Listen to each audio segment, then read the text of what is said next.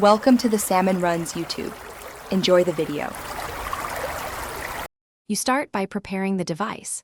Confirm Android version and back up your home and system settings so you can revert if needed. Once done, install a reputable font manager like iFont or Font Fix from Google Play. Make sure you pick one that supports your Android build. You may need to grant storage and install permissions or enable unknown sources. Do this now so the app can apply fonts. This gets you immediately to the first actionable tool instead of extra setup steps.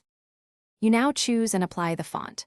Open the app, pick a built-in font or import a TTF or OTF you downloaded. Preview the style to confirm readability.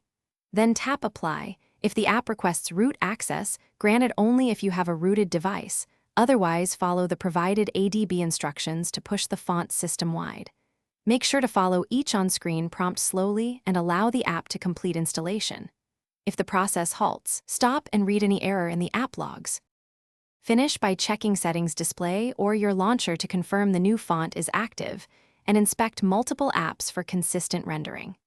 If characters look wrong or the system is unstable, uninstall the font app and reboot.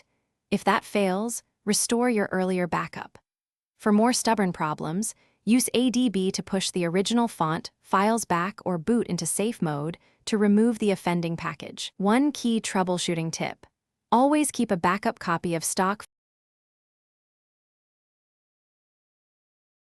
Thanks for watching. Consider subscribing if we helped you.